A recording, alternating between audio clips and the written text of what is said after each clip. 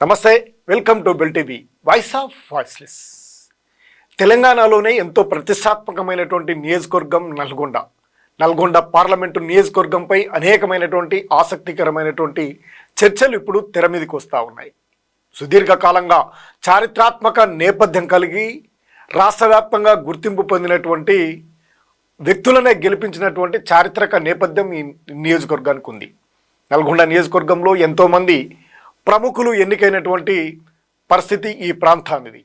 ప్రముఖులైనటువంటి వారినే పార్టీలకు అతీతంగా గెలిపించినటువంటి చారిత్రాత్మక నేపథ్యం, చారిత్రాత్మక సామాజిక స్పృహ కలిగినటువంటి నల్గొండ పార్లమెంటు చరిత్రలో నిలుస్తూ ఉంది. ఇప్పుడు సరికొత్తగా కాంగ్రెస్ అభ్యర్థి, కాంగ్రెస్ ఎక్కువ కాలం గతంలో కమ్యూనిస్టులకు కంచుకోటైనటువంటి ఈ నియోజకవర్గం కాంగ్రెస్ చేతిలోకి వెళ్ళిపోయింది. దశాబ్దాల కాలంగా కాంగ్రెస్ గెలుచుకుంటూ వస్తున్నటువంటి ఈ నియోజకవర్గంపై ఇప్పుడు కాంగ్రెస్ కూడా కొత్త ఆశలతో ముందుకు వెళుతూ లక్షలాది మెజార్టీని గెలిపితో ముందుకు విజయాన్ని సాధిస్తామంటూ ఆశాభావంతో ముందుకు కదులుతుంది.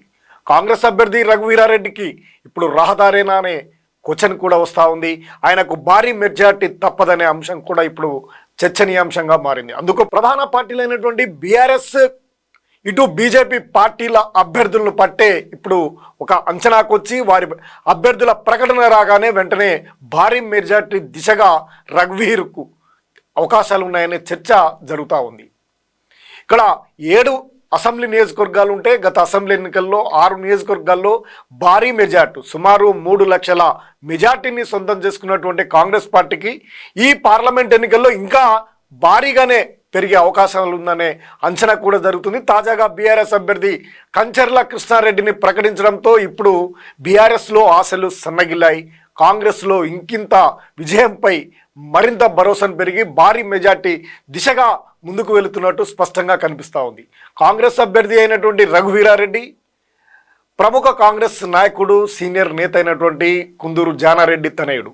ఆయన గత కొన్ని దశాబ్దాలుగా మిర్యాలగూడలో అసెంబ్లీ టికెట్ మీద పోటీ చేయాలని ఎన్నోసార్లు ప్రయత్నించి విఫలమయ్యారు.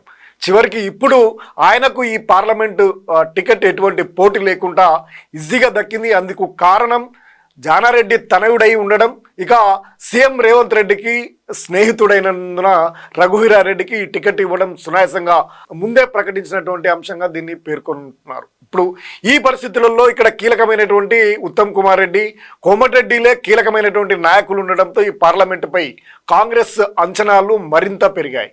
బలమైనటువంటి ప్రత్యర్థులు లేకపోవడంతో ఇప్పుడు వారి యొక్క అంచనాలు ఇంకింత పెరిగినటువంటి అంశంగా పరిగణలోకి తీసుకుంటున్నారు. ఈ నియోజకవర్గానికి ఎప్పుడు కూడా పార్టీలకు అతీతంగా కూడా పేరు ప్రఖ్యాతలు కాంచి ఈ నియోజకవర్గం యొక్క అభివృద్ధిపై చెప్పగలిగిన, తమ వాణిని వినిపించగలిగినటువంటి సత్తా ఉన్న వారికే ఎప్పుడు కూడా గెలిపించినటువంటి చరిత్ర ఈ నల్గొండ నియోజకవర్గానికి ఉంది. అసెంబ్లీ సీట్లు ఎవరికి ఉన్నా సత్తాను చాటగలగల నాయకుడిని ఎన్నుకున్నటువంటి చరిత్రనే ఈ నల్గొండలో ఉంది. గతంలో తెలంగాణ సాయుధ పోరాటంలో కీలక భూమికను పోషించిన భీమిరెడ్డి నరసింహారెడ్డి, మల్లు స్వరాజ్యం, అదేవిధంగా కాంగ్రెస్ పార్టీలో దేశంలోనే ఉత్తమ పార్లమెంటేరియన్గా ఎన్నికైనటువంటి సూదిని జైపాల్ రెడ్డి కూడా ఇక్కడి నుండే 2 దఫాలుగా ఎన్నికైనటువంటి నేపథ్యం. వాస్తుశిల్పి బిఎన్ రెడ్డి ఇక్కడి నుండే ఎన్నికైనటువంటి పరిస్థితులు నేపథ్యం కూడా ఉంది. ఇక గుత్తా సుఖేందర్ రెడ్డి కూడా 3 సార్లు ఇక్కడ నుండి గెలుపొంది తమ వాణిని ఢిల్లీలో కూడా వినిపించినటువంటి చారిత్రక నేపథ్యం కలిగినటువంటి వారినే గెలిపించినటువంటి పరిస్థితులు ఉన్నాయి. అదేవిధంగా గత పార్లమెంట్ ఎన్నికల్లో కూడా బీఆర్ఎస్ పార్టీ అధికారంలో ఉండి 6 నియోజకవర్గాల్లో ఎమ్మెల్యేలుగా బీఆర్ఎస్ పార్టీకి సంబంధించినటువంటి వారు ఉన్నప్పటికీ నాటి పిసిసి అధ్యక్షుడిగా ఉన్నటువంటి ఉత్తమ్ కుమార్ రెడ్డిని కూడా పార్టీలకు అతీతంగా గెలిపించినటువంటి చారిత్రాత్మక నేపథ్యం ఈ నల్గొండ పార్లమెంటుకు ఉంది. ఇటువంటి పరిస్థితుల్లో బీఆర్ఎస్ బీజేపీలు అసమర్థులను ఎంపిక చేయడంతో ఇప్పుడు జూనియర్ అయినటువంటి రఘువీరారెడ్డి ఇప్పుడు వారికంటే మెరుగ్గా కనిపిస్తూ ఉన్నారు. కాబట్టి ఆయన గెలుపు అనేది సునాయాసంగా ఉంటుంది. ఆయనకు ఒక రహదారిని ఏర్పరిచారు వీరి అభ్యర్థులను ప్రకటనతోటనే అభిప్రాయం కూడా బలంగా వినిపిస్తుంది ఆ రాజకీయ నాయకులలో. ఇక అందరు కూడా బీఆర్ఎస్ నుంచి బలమైనటువంటి నాయకుడిని ఎంపిక చేసి కాంగ్రెస్ పార్టీకి బలమైనటువంటి పోటీనిస్తారని భావించినటువంటి నేపథ్యంలో పెద్దగా ఎవరికి ఐడెంటిటీ లేనటువంటి కంచర్ల కృష్ణారెడ్డిని ఇవ్వడంతో ఇప్పుడు సునాయాసంగా ఆయన గెలుపు ఉంటుందనే అభిప్రాయం కూడా బలంగా అనిపిస్తుంది. ఆయన జానారెడ్డి తనయుడై ఉండడం, నాగార్జున సాగర్, మిర్యాలగూడ, దేవరకొండ నియోజకవర్గాల్లో వారికి వ్యక్తిగతంగా మంచి పట్టున్నటువంటి పరిస్థితులు ఉండడం, ఈ పరిస్థితుల కారణంగా ఇటు ఉత్తమ్ కుమార్ రెడ్డి, కోమటిరెడ్డిలు కూడా ఇప్పుడు అనివార్యంగా మంత్రులుగా ఉన్నటువంటి వారు గెలుపు కోసం వారి నియోజకవర్గాల్లో అత్యధిక మెజార్టీని సాధించడం కోసం వ్యూహాత్మకంగా ముందుకు కదలాల్సి ఉన్నటువంటి పరిస్థితుల నేపథ్యంలో ప్రత్యర్థి పార్టీల యొక్క బలహీనతలు కాంగ్రెస్ పార్టీకే వచ్చే అవకాశాలు ఎక్కువ ఉన్నాయి.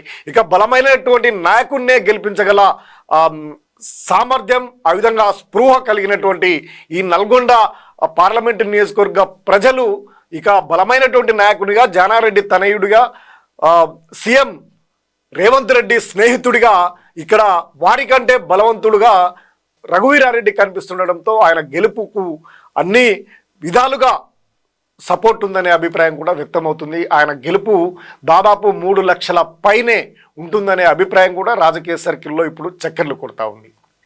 ఇప్పటివరకు తేర చిన్నపరెడ్డిని, అదే ఆ నియోజకవర్గానికి చెందిన తేర చిన్నపరెడ్డిని బరిలోకి దింపినట్లయితే పరిస్థితులు ఈ విధంగా ఉండేది కాదు. కానీ ఇప్పుడు బలహీనుడైనటువంటి నల్గొండ నియోజకవర్గంలో కూడా పరిచయం లేనటువంటి వ్యక్తి, ఈ నియోజకవర్గంతో సంబంధం కూడా లేనటువంటి వ్యక్తి అయినటువంటి కంచర్ల కృష్ణారెడ్డిని బరిలోకి దింపడంతో ఇప్పుడు ఈయన గెలుపు సునాయాసంగా ఈజీగా అయింది అనే అభిప్రాయం కూడా వ్యక్తమవుతుంది. వ్యూహాత్మకంగా పావులు కదిలినటువంటి జానారెడ్డి ఇప్పుడు తన కుమారుణ్ణి ఎంపీగా చేయబోతున్నారు. గత అసెంబ్లీ ఎన్నికల్లో చిన్న కుమారుడు అయినటువంటి జయవీర్ రెడ్డిని భారీ మెజార్టీతో గెలిపించుకున్నటువంటి జానారెడ్డి ఇప్పుడు వ్యూహాత్మకంగా ఉంటూ తమ కుమారులకు తండ్రిగా, ఇటు గురువుగా 2 పాత్రలను వ్యూహాత్మక పాత్రను పోషిస్తూ పెద్ద కుమారుడైనటువంటి రఘువీరారెడ్డి గెలుపుకు ఆయన సుగుమగం చేస్తున్నారనే అభిప్రాయం కూడా వ్యక్తమవుతుంది.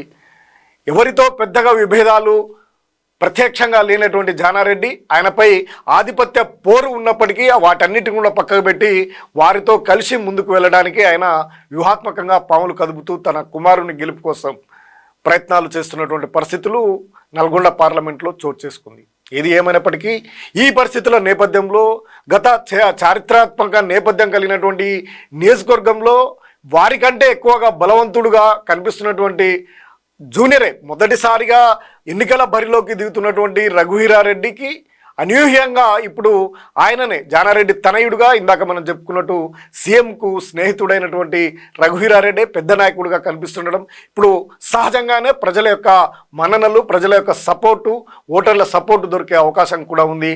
ద్వితీయ శ్రేణి నాయకులు కూడా ఆయనను గెలిపించుకోవడం కోసం విశ్వ ప్రయత్నాలు చేసే పరిస్థితులు అయితే నల్గొండ నియోజకవర్గంలో చోటు చేసుకుంది.